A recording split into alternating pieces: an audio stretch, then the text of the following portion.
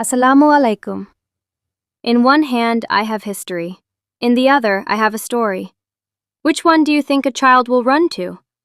For too many of our children, the Prophet Muhammad lives in the first book, a noble, distant, historical figure. But our goal as parents is to move him into the second, and then beyond the book entirely.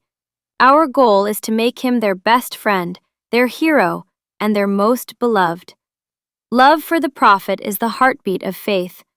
But how do we make that love real for a child growing up with YouTube superheroes? Today we learn how to tell his stories so they stick to the heart, not just the mind. The key is the difference between history telling and storytelling. History telling lists facts. He was born in the year of the elephant. He received revelation at age 40. Storytelling invites feeling. Imagine a little boy named Muhammad growing up without his parents. Even as an orphan, everyone in Mecca called him Al-Amin, the trustworthy one. What kind of child earns that title? Focus on the moments that resonate with a child's world. His kindness to children. Tell how Prophet would let his grandsons, Hassan and Hussein, ride on his back during prayer. Thirsty dog he helped, teaching that mercy to a creature is a path to Allah's mercy. Is honesty. Tell how even his enemies trusted him with their belongings. Tell these stories with wonder. Can you believe how brave he was? Wasn't that the kindest thing? You're not just conveying information, you're building an emotional connection.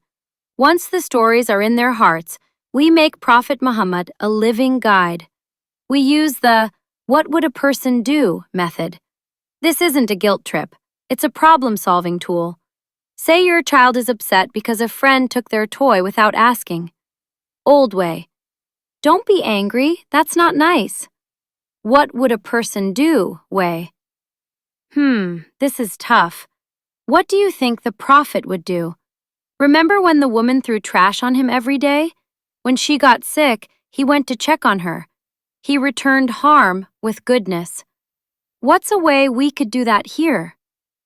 You're framing his sunnah as the smartest, kindest, and strongest way to handle life. You're making his character the benchmark for excellence.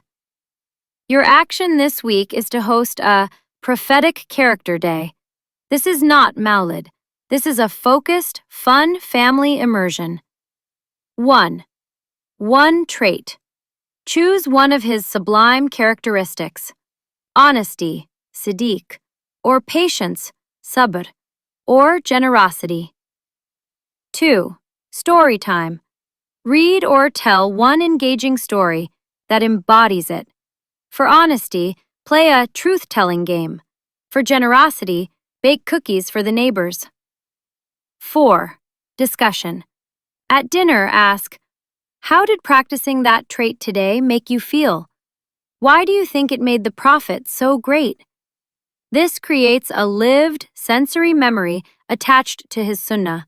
It's not abstract, it's the taste of cookies you baked for others in his way. A mother told me, we did Prophetic Character Day on cleanliness. We told the story of how Prophet loved to be clean. Then we all cleaned the backyard together. My 6-year-old said, I'm making the yard beautiful like the Prophet liked. Now, when he picks up a toy, he sometimes says, this is for the Prophet.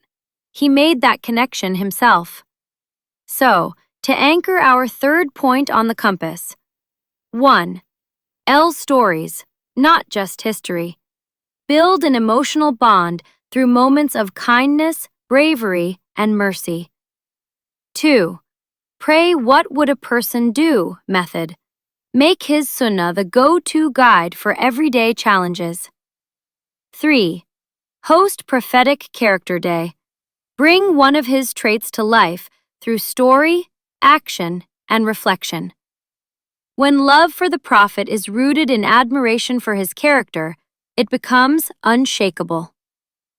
This completes Part 1, Laying the Family Foundation. Next, we move to Part 2, Building the Pillars in the Home, starting with the most practical one, Salah. We'll learn how to cultivate a prayer-friendly home, not a prayer-forced home.